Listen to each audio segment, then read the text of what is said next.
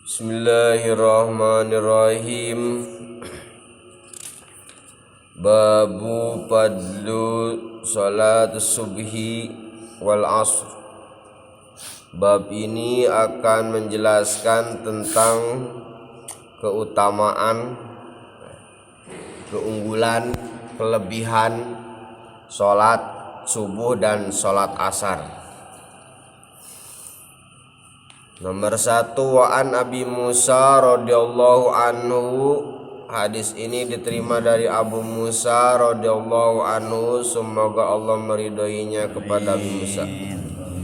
Anna Rasulullah sallallahu alaihi wasallam, sesungguhnya Nabi Muhammad Rasulullah SAW qala, bersabda Nabi, man sholat, barang siapa sholat, itu si man menang tersebut, al-bardaini, sholat bardain, sholat subuh dan sholat asar, dakhalal jannah, dakhala akan masuk orang tersebut al-jannata, ke surga. Al-bardani as-subuh wal asru. Sholat ini termasuk yang diunggulkan ya, karena dijelaskan dalam babnya paling utama, keutamaan. Setiap sholat ada paling utamanya, ada keunggulannya. Kenapa sholat subuh dan asar termasuk sholat yang paling utama ya, sampai dijelaskan sholatnya sholat bardaini.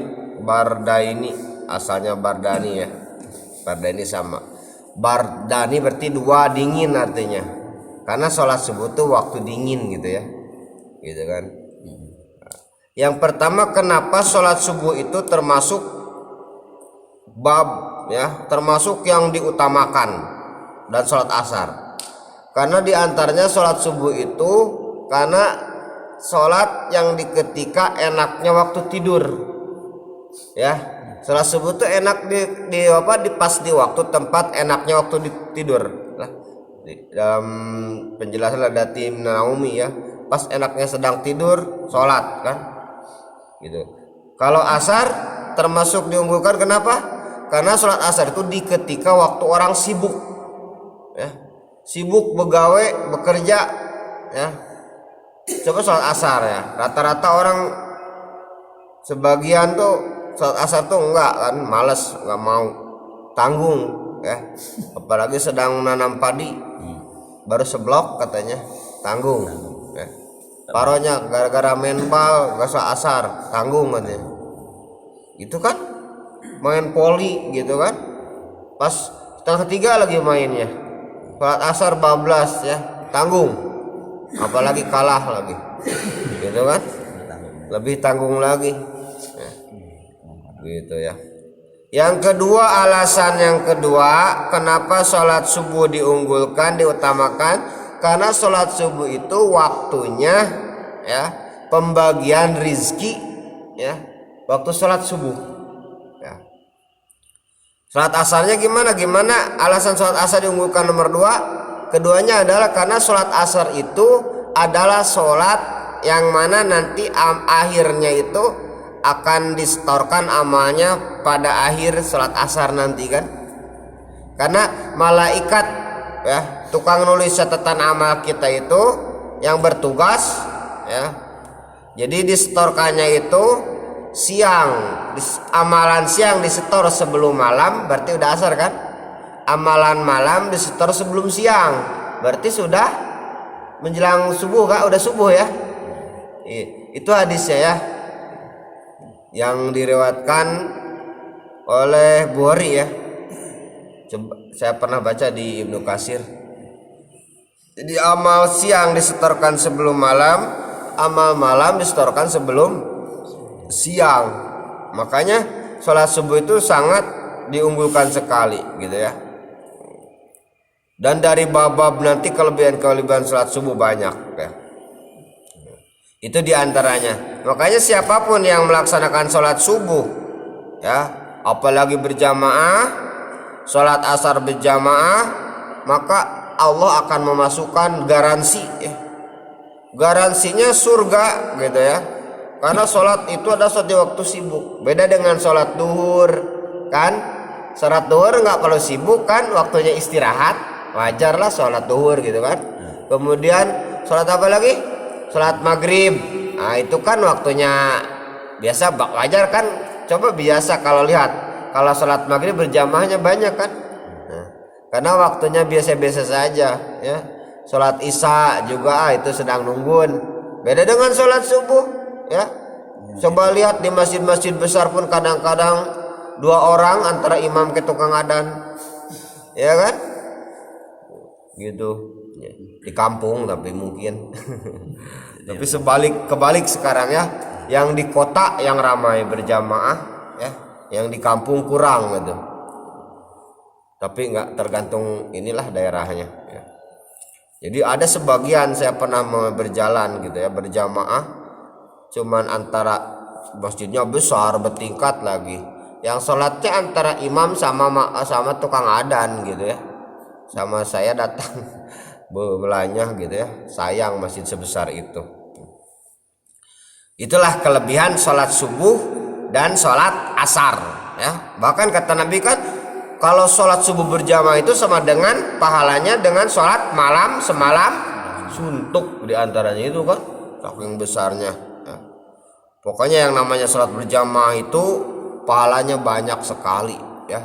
Sekali lagi saya ingatkan ya, supaya nggak lupa pelajaran kita ya.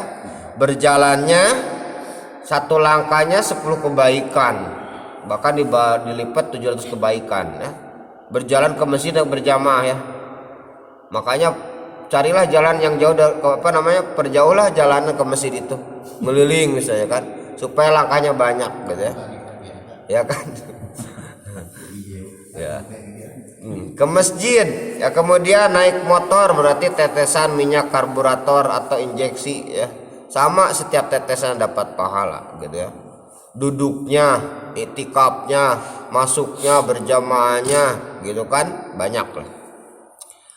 Nomor 2, an Abi Zuhair Umar bin Rawaiyah radhiyallahu anhu.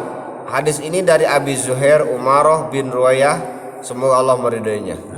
Qala, berkata Zuhair, Abi Zuhair, sami itu aku telah mendengar Rasulullah kepada Nabi SAW yaqulu ya, bersabda Nabi, la yalija, tidak akan masuk, tidak akan memasukkan, layalijan naro, ini kebalik ya, layalijan naro, tidak akan masuk neraka ahadun ya, kepada salah seorang yang sholat orang tersebut qabla tulu'i syamsi, sebelum keluar matahari, yakni sholat subuh, wa qabla gurubiya, dan sebelum terbenamnya matahari, yakni al-fajr, yakni sholat fajar ya. Sholat asar ya. Bahasanya yakni al-fajr wal asro ya. Yakni sholat fajar dan asar. Hadis yang pertama tadi muttafaqun alaih kan. Kedua riwayatnya Muslim, rawi Muslim ya.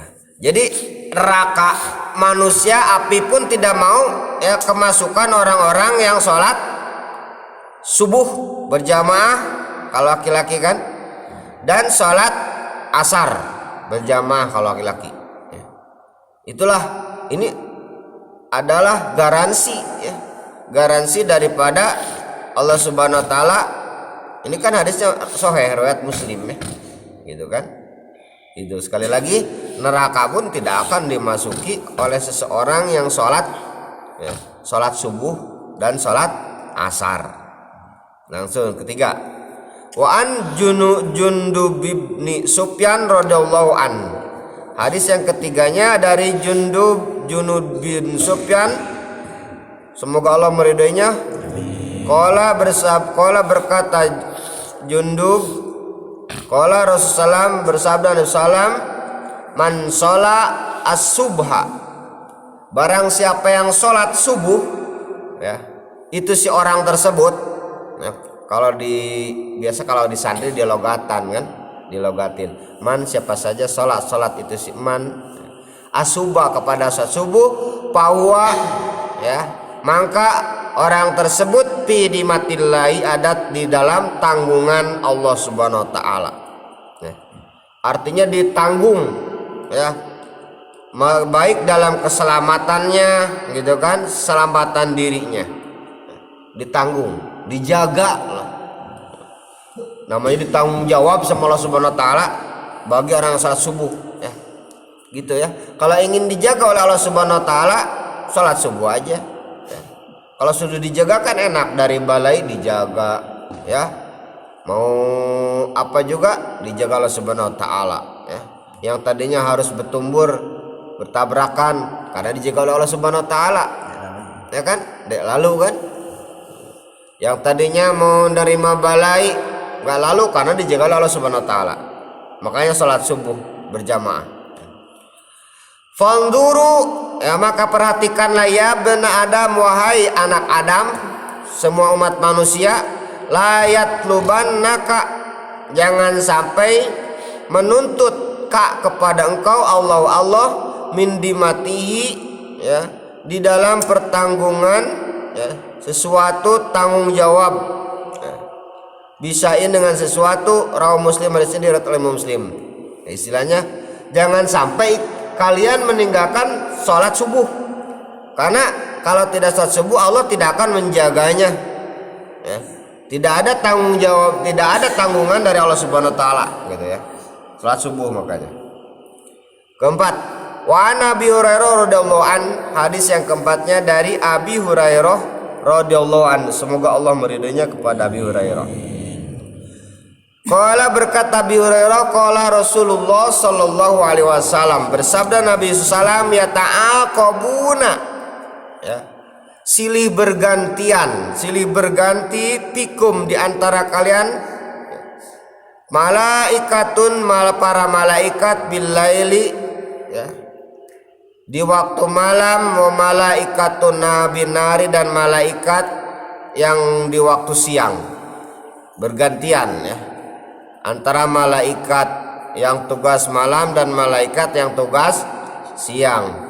Wa istami'una, dan pada berkumpul itu malaikat malam dan malaikat siang tersebut fis sholatil fajri, di ketika sholat subuh, wa sholatil asri, dan di ketika sholat asar.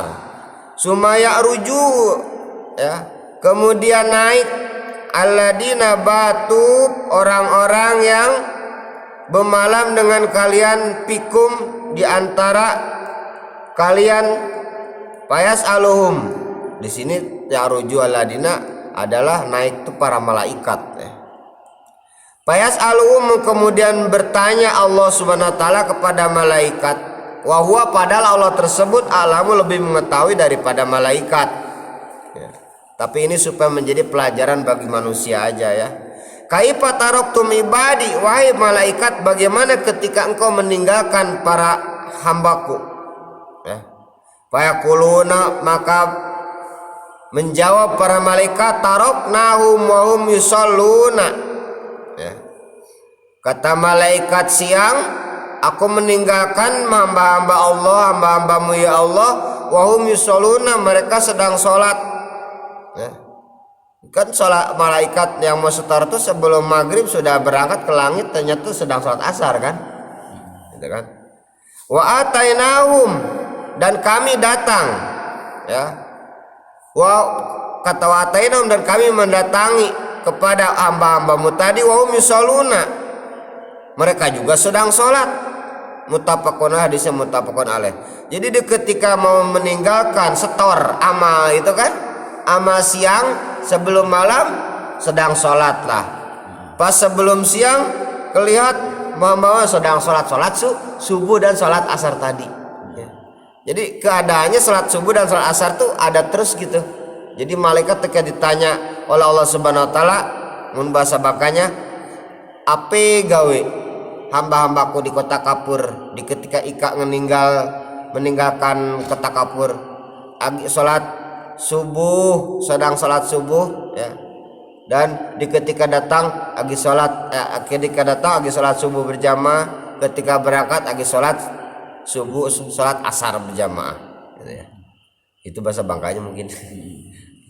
Jadi yang keempat ini adalah malaikat itu sering berganti ya, di shift mungkin ya, shift gantian ya. Malaikat penjaga malam, malaikat penjaga siang, malaikat yang mengurus siang dan mengurus malam. Malaikat tuh banyak gitu ya. Bukan hanya Jibril, Mikail, Israfil, Ajrail, Munkar, Nakir, Raqib, Atid, Malik, Ridwan. Bukan hanya itu saja. Malaikat yang tukang setor amal-amalan nggak ada namanya, ya. Tapi ada nama malaikatnya kan. Tapi namanya nggak ada, gitu ya. Jadi malaikat tuh layak lamun ada dahum, tidak ada yang mengetahui hitungan para malaikat illallah kecuali Allah Subhanahu Wa Taala. Cuman yang wajib diketahui adalah hanya 10 aja kan. Jibril, Mikail, Israfil, Ajrail atau Ijrail, Munkar, wa Nakir, Raqib, Atid, Malik, Ridwan. Nah, itu yang pokok-pokoknya aja ya. Supaya nggak pening kan. Mudah kalau 10 ya. Yang 10 ke separuh nggak hafal. Ya kan? Apalagi yang beratus ribu.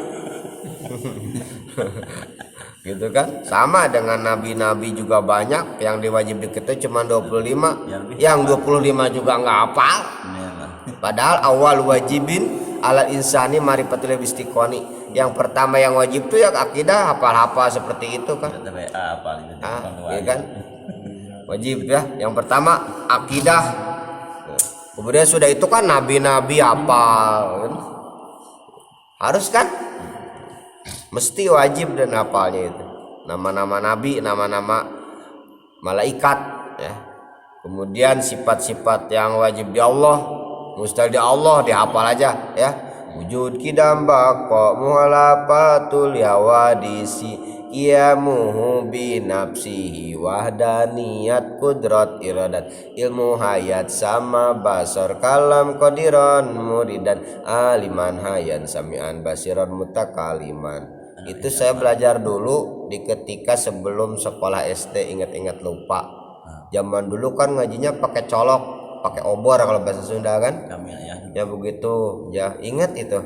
Atau kemudian lawannya Adam hudus panamu masalah liawadisi itiyat ta'adud ajzu karoha jahal maut soma maaf kama ajijan karian jailan maitana sama kama. Kalau hafal dari kecil hafalnya sampai sekarang ya.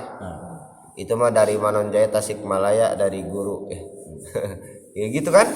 Yang wajib di Rasulnya sidik, amanah, tabligh, patonah, lawannya kidi bianat, kitman, wiladah ya. Arad basyariah fi'lu kulli mungkin autarku. Itu yang 50 kan. Nah, terus nabi-nabi Adam, Idris, Nuh, Soleh, Zakaria. Masa enggak hafal sampai Nabi sallam kan? Makanya anak-anak kita diajarkan ya. Diajarin sama kita. Paknya harus beri contoh. Paknya dihafal. Gak apa-apa lah. Itulah kelebihannya ya. Yang kelima, wa an Jarir bin Abdullah al-Bajali ini enggak kelihatan Kitabnya kecil. Enggak ada titiknya. Radhiyallahu an ya. Dari Jarir bin Abdullah ya. Radhiyallahu anhu, semoga Allah meridhoinya. Qala, berkata Jarir bin Abdullah, kunna inda Nabi sallam, aku pernah di sisi Nabi sallam. Panadoro, maka melihat Nabi ilal qamari lailatul badri, kepada Lailatul Badri bulan purnama, yakni tanggal 14 bulan Hijrah. Faqala, maka berkata Nabi, innakum satarauna rabbakum, sesungguhnya kalian itu akan melihat ya Tuhan kamu Allah, kama tarauna hadal qamar, seperti engkau melihat ini bulan purnama. La tadomuna ya, tidak akan sulit kalian fi ruyati, dalam melihat Allah Subhanahu wa taala. Fa ini statotum, kalaulah kalian mampu, awala tuglabu ala sholati qoblas tulu isyamsi, jangan sampai kalian terkalahkan atau tidak melaksanakan pada sholat sebelum keluar matahari, itu sholat subuh, dan wa qabla ghurubiha, sebelum sholat dan adalah sholat asar. Fa'alu, maka kerjakanlah.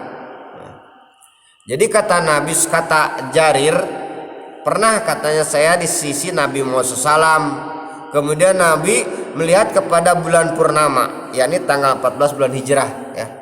Indah kan bulan purnama, ya. Jadi kata Nabi, innakum satarauna, kalian itu nanti, ya, akan melihat Allah seperti engkau sedang melihat sekarang bulan purnama, indahnya, tapi bukan sama, ya.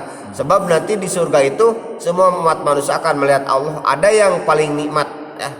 Ya, ketika ditanya apa kekurangan kalian waktu di surga itu, kata Allah Subhanahu wa taala, kata yang bertanya, tidak ada kekurangan, semuanya nikmat semuanya, ya. Apapun ada, semua yang diinginkan selalu ada, ya. Kata yang menanya tadi, ada yang lebih nikmat daripada ini, adalah melihat Allah Subhanahu wa taala di surga, ya. Kalau sekarang kan nggak bisa melihat, maksudnya kan Allah itu laisa kamili saun wa samul basir, kan. Allah itu tidak ada bandingannya, ya, seperti yang makhluknya. Nanti kalau di surga itu bisa melihat, ya. Seperti apa tan? Nanti wallahu alam. Saya juga nggak tahu. Apa uman, ya. Seperti apa nggak tahu, ya. Mala ainun ro'at, ya. Wala qalbin besa, wala qalbin notarat, wala udunun samiat, wala ainun basarat, ya. Istilahnya mata, ya, tidak akan bisa dilihat oleh mata, maksudnya mala ainun ro'at, mala tidak ada apapun ainun mata ro'at yang bisa melihat, ya. Dan tidak ada telinga yang bisa mendengar, ya. Istilahnya beda lah gitu, ya. Bahasanya malain ro'at wala udun samiat wala hatorin kolbin basarat, kan. Artinya adalah tidak akan sama apel yang ada di surga, enaknya tidak akan sama dengan apel yang ada di dunia, tidak akan sama enaknya dengan apel yang ada di surga. Sebab semua yang mustahil di dunia, ya, menjadi mungkin di surga itu. Arak yang di dunia ini apa hukumnya? Najis, ya, gitu kan, atau haram. Tapi ketika di surga itu ada sungai arak menyegarkan di bekanya, bukan memabukkan. Ada sungai susu, ya, ada sungai madu. Sungai itu minum tinggal ambil ember, mandi pun bisa. Punlah sungai, ya kan? Benar nggak, punlah sungai, ya. Komplit kan, gitu kan. Kalau sudah sungai, apapun, jangankan segelas, mau mandi pun boleh, gitu, ya. Sedot pakai minyak, pakai mesin TI, ya kan. Apapun enak, ya. Di surga itu kan semuanya yang mustahil menjadi mungkin kalau di surga itu. Kan di surga itu tidak ada orang bire, ya. Tidak ada yang kotor, semuanya suci, ya. Gitu. Lanjut yang terakhir, yang keenam, wa an Buraidah radhiyallahu anhu. Hadis ini diterima dari Buraidah radhiyallahu anhu, semoga Allah meridainya. Buraidah itu nama laki-laki, ya. Bukan mentina, ya. Ya, kalau mentina radhiyallahu anha, ya. Ya kan ini radhiyallahu anhu berarti nama laki Buraidah, ya. Siti Saroh kan. Apa namanya? Yang beserta Nabi Muhammad SAW itu, ya, itu nama laki-laki kan, yang menemani waktu dagang itu, Saroh kan, ya. Apa? Maisaroh itu laki-laki, ya, yang menemani Nabi Muhammad. Masa Nabi Muhammad ditemanin cewek berjualan, mana sedang bujang lagi, ya. Jadi itu di Arab tuh Buraidah nama laki-laki, ya. Qala Rasulullah bersabda salaman taroka sholatal asy, barang siapa meninggalkan sholat asar, habito amalu, hancurlah seluruh amal-amalnya. Rawi Bukhari. Ini yang beratnya, ya. Sekali tidak meninggalkan asar, hancur seluruh amal-amalnya. Hadisnya Bukhari lagi. Yang sudah diriwayatkan Bukhari lagi hadisnya. Hati-hati. Gitu ya, hati-hati ya. Allahumma paksakan. Itu doa ya yang paling soheh. Doa terakhir. Di ketika yang males sholat subuh gitu ya. Apalagi pengantin baru misalnya. Ya kan? Ini kan sudah bau semua pengantin bau. Bukan pengantin baru lagi gitu kan. Nah, yang bujang-bujang ya. Di ketika malas langsung berdoa sama Allah Subhanahu wa taala ya. Ijazah dari Ustadz Ahmad. Allahumma paksakan gitu, dipaksakan insya Allah sanggup ya. Jadi kesimpulannya adalah yang pertama, barang siapa dari bab keutamaan sholat subuh dan asar, barang siapa yang sholat subuh dan sholat asar, Allah menjamin akan dimasukkan kepada surga, muttafaqun alaih. Ya kan, yang keduanya adalah neraka tidak akan memakan orang yang sholat subuh dan sholat asar. Ya. Yang ketiganya adalah barang siapa sholat subuh maka Allah akan menjaganya ya, dalam pertanggungan Allah Subhanahu wa taala gitu ya. Yang keempatnya adalah bahwa malaikat itu silih berganti antara malaikat malam dan antara malaikat siang ya. Kemudian malaikat ditanya oleh Allah Subhanahu wa taala, apa keadaan hambaku hai para malaikat di ketika kamu datang dan di ketika kamu pergi ya ke dunia ini ya, ke alam dunia ya ini, kata malaikat, hamba-hambamu ya Allah adalah yusalluna sedang pada sholat, yakni sholat subuh dan sholat asar gitu kan, karena sholat subuh adalah awal sholat yang mana di ketika para malaikat mendatangi ke bumi gitu kan. Jadi amalan malam sebelum subuh disetor, sebelum siang disetor, amalan siang sebelum malam disetor. Yang kelimanya adalah hadis yang kelimanya adalah sesungguhnya orang-orang yang sholat subuh dan sholat asar, sholat 5 waktu, tapi ini kan babnya keunggulannya, akan melihat Allah Subhanahu wa taala seperti melihat bulan purnama di surga nanti. Seperti bukan berarti itu ya, sebab di surga itu malah ainun ro'at ya. Tidak akan bisa mata kita melihat seperti sekarang ini, beda lah, artinya beda gitu kan. Yang terakhir adalah barang siapa meninggalkan sholat dengan sengaja tanpa udur sara ya, dengan sengaja nggak ada udur, sholat cuma 2 kan, anisyanu wa naumu, lupa dan tertidur ya. Jadi barang siapa yang meninggalkan sholat asar maka hancurlah amal orang tersebut. Rawi Bukhari, bahasanya habito, hancur, luluh ya, meleleh. Itulah kesimpulannya ya. Mudah-mudahan ada manfaatnya. Kita tutup dengan subhanallah wa bihamdika asyhadu an la ilaha illa anta astaghfiruka wa atubu ilaik.